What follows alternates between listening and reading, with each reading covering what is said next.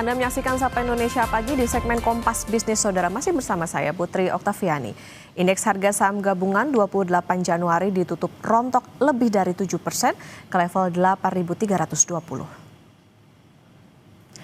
IHSG terkoreksi dalam setelah Morgan Stanley Capital International atau MSCI, penyedia indeks global yang menjadi acuan investor institusi dunia, resmi mengeluarkan peringatan keras dengan membekukan kenaikan bobot serta penangguhan penambahan saham baru asal Indonesia dalam indeks mereka. Investor asing melakukan aksi jual bersih lebih dari 6 triliun rupiah. MSCI memberi waktu bagi otoritas bursa mereformasi transparansi penyelenggaraan market sampai Mei mendatang.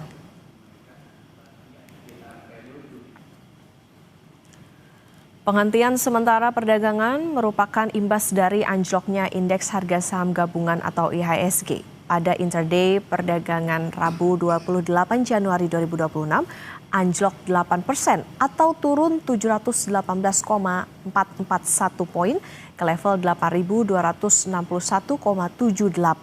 Terpantau 28 saham yang berhasil menguat. Sebanyak 768 saham turun dan 8 saham stagnan. Nilai transaksi di pasar saham tanah air ini mencapai 31,92 triliun dengan market cap mencapai 14.985,42 triliun.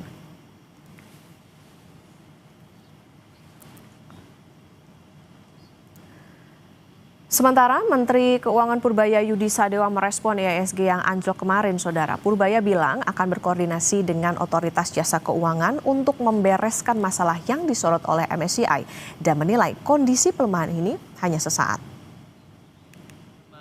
Berita yang MSCI itu yang menganggap kita kurang transparan dan banyak goreng-gorengan saham segala macam kan, dan persyaratan mereka yaitu lebih bersih sama floatingnya berapa persen. Ini saya pikir reaksi yang berlebihan karena kan ini baru laporan pertama kan, masih ada waktu eksekusi sampai bulan Mei kan. Saya udah bicara dengan ketua OJK,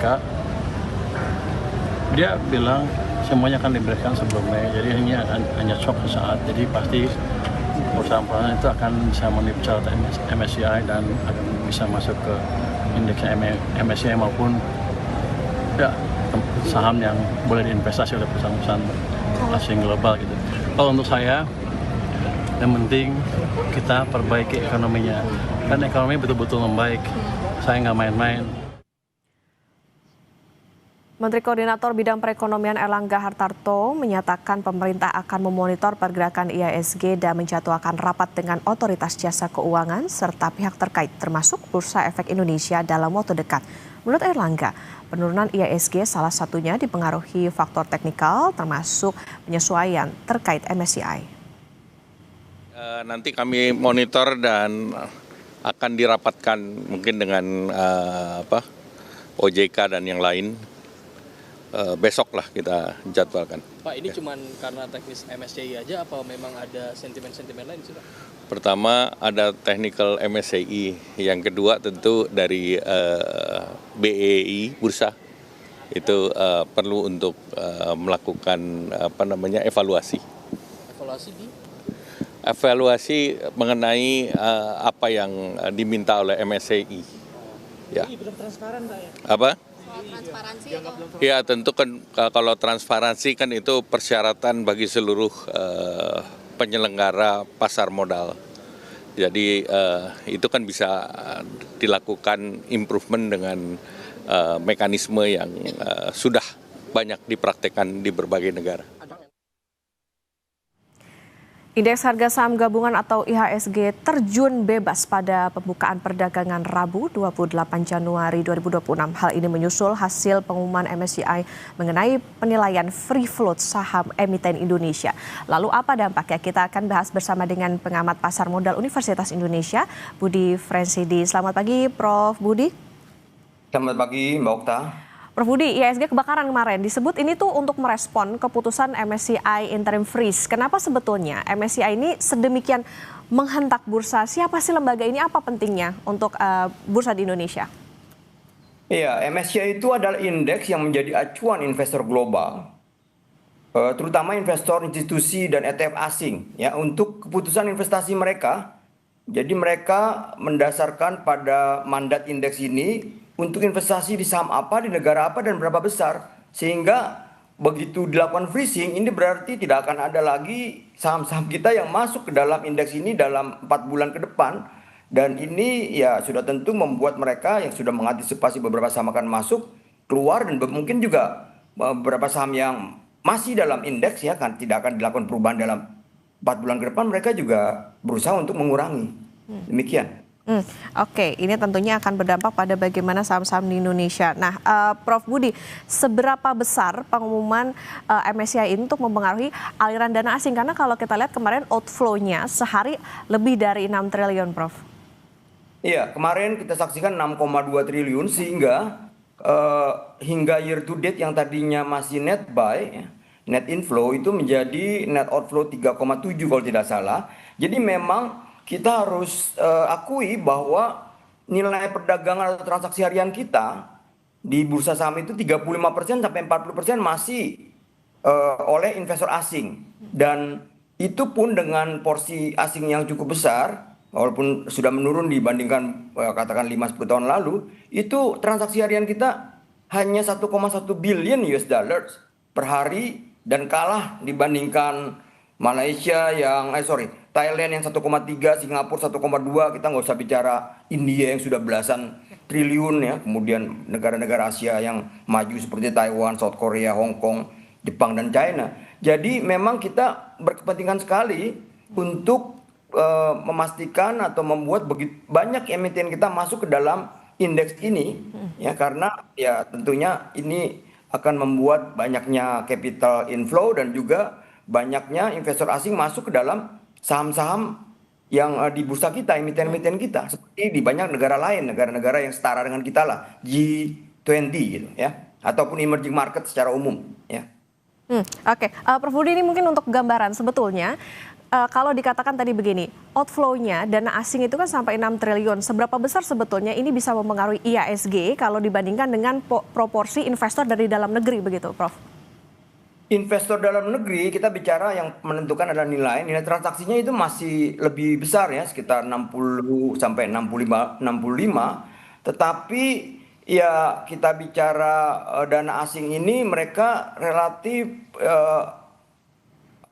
punya kekuatan cukup besar. Kenapa? Karena begitu masuk dalam jumlah besar ya, jadi dari beberapa segelintir investor saja sudah bisa masuk dan keluar dalam jumlah besar. Beda dengan investor domestik kita yang jumlahnya lebih banyak, katakan retail sudah 20 juta lebih, tapi amount-nya kecil sehingga ya begitu diakumulasi, dijumlahkan ya nilai jadi lebih besar. Tapi sebenarnya aksi dari investor yang segelintir ini, investor asing dan ETF ini sangat menentukan, karena kita lihat coba 6,2 triliun keluar, indeksnya sudah sempat, kalau tidak salah sempat turun 8,8%. Jadi malah saya sempat membaca minggu lalu ada yang mengirimkan berita bahwa ini siap-siap kalau memang freeze dan juga tidak bisa dipenuhi, ini siap-siap 2 billion US dollar akan keluar dari bursa kita. Oke. Ini tentu kalau bisa bicara saham, bicara soal bagaimana kepercayaan dan juga ekspektasi, termasuk tadi meskipun proporsinya lebih banyak bagi investor dalam negeri, tetapi tentu bagaimana dari luar ini tentu sangat bisa jadi pertimbangan. Prof, nanti kita lanjutkan kembali dan saudara tetap bersama kami di Kompas Bisnis. Menyaksikan Kompas Bisnis Saudara, dan kita akan melanjutkan perbincangan bersama dengan Prof Budi Frensidi, pengamat pasar modal Universitas Indonesia. Prof, tadi kalau kita sudah bicara soal bagaimana pentingnya MSCI ini terhadap IHSG, kemudian gini, MSCI ini kan kasih batas sampai Mei untuk perbaikan transparansi data. Kalau dari catatan Prof sendiri, apakah memang kondisinya terjadi itu tadi free float semut, tidak ada transparansi dan lain sebagainya. Kemudian bukankah selama ini ada OJK dan juga BI yang meregulasi, Prof? Iya, sudah pasti OJK dan BI kita harus apresiasi sudah melakukan tugasnya. Tapi dalam hal ini apa yang sudah dilakukan tidak bisa memenuhi keinginan atau permintaan dari MSCI, terutama untuk transparansi, karena ya dia mengejar sampai ultimate beneficiary owner, terutama untuk saham-saham yang kepemilikannya itu di bawah 5% atau kita sering masukkan ataupun sebutkan sebagai yang memenuhi klasifikasi free float. Jadi ya ini tidak bisa dipandang enteng bahwa ya keinginan permintaan mereka harus dipenuhi karena akan mempengaruhi arus dana investor asing dan juga ETF asing itu untuk masuk dan keluar dari bursa kita, terutama dikaitkan dengan ada ancaman juga bahwa kalau ini masih bisa tidak dipenuhi dalam waktu yang diberikan itu 4 bulan ke depan, itu bisa-bisa Indonesia bursa kita masuk ke dalam ataupun dipindahkan diturunkan dari emerging market ke frontier market yang wah ini kita negara G20 tapi nanti dikelompokkan sekelas dengan negara-negara sebagian besar Afrika dan juga negara-negara yang ya secara GDP itu jauh di bawah Indonesia seperti Bangladesh, kemudian Pakistan, Vietnam, ya Sri Lanka dan lainnya negara Afrika. Padahal kita ya negara G20 loh dari sejak G20 itu dibentuk ya. Oke, Prof Budi, tadi kalau misalnya dikatakan ada berbagai ancaman termasuk tadi perubahan bisa dikatakan turun kasta dari emerging ke frontier. Nah, kondisi seperti ini kita menunggu bagaimana proses perbaikan terutama dari transparansi. Berapa lama MSCI ini akan menghentak bursa? Gimana pasar bisa melihat waktu tunggu atau deadline yang diberikan oleh MSCI kepada Indonesia? Ya, saya pikir waktu yang diberikan cukup panjang ya sampai 4 bulan dan mudah-mudahan sebelum itu sudah bisa dipenuhi. Karena kalau ini kan resikonya kalau memang itu terjadi, itu berarti dana asing yang ya kapasitas dari aliran dana asing masuk ke emerging market itu bisa 120 billion ya US dollar. Tapi kalau begitu dia turun ke frontier itu menjadi separohnya 60 billion sehingga berita yang mengatakan ya siap-siap ini 2 billion US dollar bisa keluar loh dari bursa kita dalam waktu dekat itu ya suatu yang ya menjadi relevan juga gitu untuk diperhatikan. Berarti dalam arti kata begini Prof, bisa dikatakan ini juga mempengaruhi bagaimana psikologis dari para investor asing begitu ya untuk bisa berinvestasi di Indonesia? Oh iya, mereka utamanya bukan mendasarkan pada fundamental tapi pada likuiditas dan juga tren dari harga yang terus meningkat ya sehingga ya gerakan atau aksi dan regulasi bursa kita dan juga otoritas yang sedikit-sedikit menghukum mereka yang naik ataupun harganya mengalami kenaikan, FCA, ETD, kemudian juga suspensi itu sebenarnya membuat beberapa saham yang masuk ke dalam indeks MSCI itu menjadi tidak liquid itu juga sebenarnya tidak disukai ya. Jadi ya seperti itu kondisinya. Oke, Prof Budi, ini kan ada deadline sampai bulan Mei, artinya tadi juga kita dibayang-bayangi dengan berbagai macam ancaman. Nah, tapi di satu sisi Menkyu Purbaya bilang nggak perlu khawatir bisa rebound, walaupun kemarin sampai trading halt. Cukupkah pernyataan Menkyu ini bisa ngasih angin seger buat investor? Saya pikir kalau aksi jual dari investor asing, ETF asing ini tidak dilawan dengan aksi beli dari investor domestik, terutama investor institusi, apakah Danantara, kemudian BPJS Ketenagakerjaan, dan dana pensiun BUMN dan lainnya, itu saya pikir ya tidak cukup ya. Artinya ya tidak cukup hanya dibuatkan surat ataupun dijawab dengan lisan. Ini harus dijawab dengan aksi ya. Bahwa ya satu dipenuhi ya. Tapi kalau memang mereka tidak merasa sudah dipenuhi permintaannya dan juga investor asing masih merasakan yang dilakukan langkah yang dilakukan oleh otoritas dan regulator masih kurang, ya saya khawatir kembali ke indeks ke 9 ribuan masih lama sekali, malah kemungkinan besar ya untuk sementara kita realistisnya di 8.000 ya, 8.000 ataupun 8.050. Ya jadi harus dilawan dengan aksi beli lah. Ya, untuk enggak ya melawan aksi jual mereka. Kan tadi investor retail udah banyak. Tapi kalau kita bicara dana yang memiliki dana besar adalah institusi yang tadi yang saya sebutkan ya, mulai dari Danantara, kemudian BPJS tenaga kerja, dana pensiun dan lainnya. Oke, penegasan lagi Prof, artinya tadi gini, kalau tadi dikatakan dari 9.000 sekarang turun jadi sekitar 8.000, masih cukup lama begitu, berarti level psikologisnya sampai dengan bulan Mei diperkirakan kalau memang tidak selesai sampai dengan bulan Mei ini masih berada di level 8.000 begitu ya? Ya saya pikir realistisnya dengan tidak adanya aksi melawan aksi jual investor asing oleh investor domestik, ya 8.000 menjadi satu angka yang ya kita harus terima ya. Oke, lantas yang bisa dilakukan oleh regulator seperti apa Prof? Bagaimana dengan OJK maupun juga BI harus merespon kondisi seperti ini? Ya jelas ya regulator harus segera membentuk tim dan pokoknya secepatnya lah memenuhi permintaan itu, bahwa saya coba tanya, coba konsultasi ke AI bahwa permintaan transparansi itu ya tidak unik untuk bursa kita, tapi ini memang berlaku untuk semua bursa ya.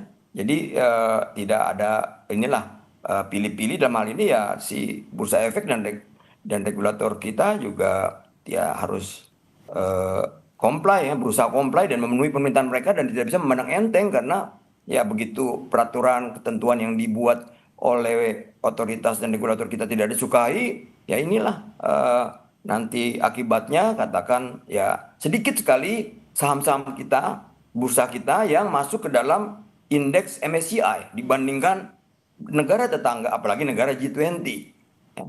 Baik dari jumlahnya ya, maupun dari amount-nya tadi ya, amount yang dialokasikan kalau tidak salah hanya 1,3 dan terus turun, dan ini ya kalau tidak diperhatikan ya akan terus turun tadi kan ada dana maksimum untuk emerging market dan menjadi separohnya kalau dia masuk frontier market. Jadi ke depan mungkin usul saya jumlah emiten kita yang masuk ke dalam indeks MSCI dan FTSE itu mestinya menjadi KPI dari pimpinan BEI karena ini akan menentukan arus dana asing masuk ke Indonesia ya, masuk ke emiten-emiten kita. Sekarang ini secara persentase kecil dan juga jumlah emitennya kalau tidak salah kalau di MSCI itu 18 dan 56 74. Tapi di negara lain di India sampai 664. Coba ya, jauh sekali.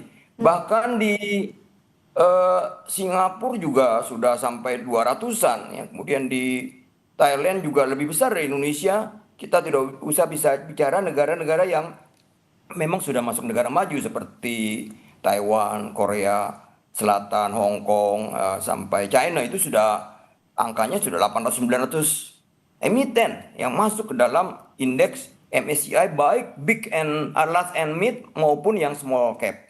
Demikian. Oke, lagi-lagi yang perlu diperhatikan adalah bagaimana memenuhi permintaan dari MSCI itu tadi. Prof tadi sempat menyinggung soal bagaimana pasar kita terancam nih dari emerging ke frontier. Nah, untuk mengantisipasi pasar jangan sampai masuk ke frontier itu tadi, apa yang bisa dilakukan? Kemudian apa sebetulnya Prof bahayanya bagi perekonomian kita? Kalau tadi kita sempat menyinggung soal bagaimana ini bisa mempengaruhi kepercayaan maupun juga ekspektasi asing terhadap saham di Indonesia. Ya, dana yang bisa dimasuk dari dana asing, ETF asing dan investor institusi asing, terutama dana pasif, ke bursa kita jadi akan turun. Dan ini saya khawatir transaksi harian kita yang sekarang sudah melebihi target dari 14,5 triliun per hari, sekarang kan sudah 1,1 lah billion. Ya, jadi kurang lebih 18-an, itu ya nggak mudah untuk mencapai itu lagi karena dana asingnya. Belum lagi kalau capital outflow ini terjadi, itu kan memperburuk neraca pembayaran dan ujung-ujungnya ke nilai tukar kita yang sekarang ya ditekan oleh current account ya, tapi kedepannya ya capital ada tekanan dari capital account juga ya, jadi ya banyak yang efek yang kita tidak harapkan ya yang bisa terjadi. Jadi transaksi harian akan turun, kemudian nilai tukar rupiah, capital outflow dan sebagainya, akhirnya ke ya, neraca pembayaran juga ya, cadangan devisa dan sebagainya. Oke, ada dampak yang signifikan terkait dengan kondisi ini. Prof, singkat saja yang terakhir, ini yang kena hentak kemarin banyak saham Konglo. Apakah artinya bisa dikatakan gini, Prof, saham mereka ini gorengan gitu? Nah, ini sebenarnya saham gorengan bukan istilah yang tepat. Yang dikenal luas itu adalah manipulasi pasar. Tapi oleh regulator kita, manipulasi pasar ini diartikan sebagai saham yang naik cepat gitu ya, emiten atau saham yang harganya naik cepat. Padahal saham yang harganya cepat naik itu sebenarnya dua kemungkinannya, bisa memang ada manipulasi pasar, tapi bisa memang ya naik kelas dia, bahwa emitennya ini, investornya ini sudah mengantisipasi bahwa ini akan masuk ke dalam indeks global MSCI katakan, apakah small atau mid ataupun large cap, sehingga yang dikhawatirkan oleh regulator bursa kita bahwa nanti ada pump and dump itu tidak terjadi ya. Jadi terus naik kemudian tidak ada aksi jual besar-besaran. Jadi akan nanti naik mencapai harga baru dan stabil, dan itu juga liquid gitu, bukan hanya stabil, liquid. Karena masalah likuiditas juga kalau nggak salah MSCI ini concern terhadap ada satu saham masuk indeks tadinya liquid menjadi tidak liquid, sehingga dia ya berusaha untuk curious terhadap saham-saham lainnya yang masuk ke dalam indeks. Jadi demikian, jadi harus dibedakan antara kenaikan harga dengan saham gorengan. Tidak selalu, malah kalau yang saya perhatikan di bursa kita kebanyakan itu mungkin saya tidak tahu persentasenya ya, tapi ya paling tidak separuh-separuh itu adalah memang kenaikan harga ini adalah ingin naik kelas. Jadi sesuatu yang memang diantisipasi bahwa saham-saham ini akan masuk ke indeks, dan pada waktu masuk indeks maka investor asing, institusi dana pasif ETF itu akan masuk ke dalam emiten itu. Tidak peduli melihat price multiple-nya dan juga fundamentalnya, karena mereka ya akan masuk sesuai dengan mandat indeks. Jadi begitu satu saham masuk ke dalam indeks global seperti MSCI, itu yang namanya ETF asing dan investor institusi, pemilik pengelola dana pasif itu akan masuk secara otomatis karena mandat indeks ya. Jadi mereka benchmarking ke indeks itu termasuk sampai seberapa besarnya ya. Seberapa besarnya secara negara dan juga seberapa besar per emiten ya. Demikian kalau pendapat saya. Oke, lagi-lagi ini yang perlu diperhatikan adalah bagaimana regulator punya PR, MSCI kasih tenggat waktu sampai Mei, ini harus dimanfaatkan soal bagaimana memperbaiki transparansi, jangan sampai tadi turun kasta dari emerging ke frontier, karena tadi ada berbagai ancaman seperti bagaimana kepercayaan ekspektasi asing, kemudian juga ini bisa berdampak kepada bagaimana nilai tukar rupiah. Terima kasih Prof. Budi Frenzy di pengamat pasar modal Universitas Indonesia sudah bersama di Kompas Bisnis. Sehat selalu Prof.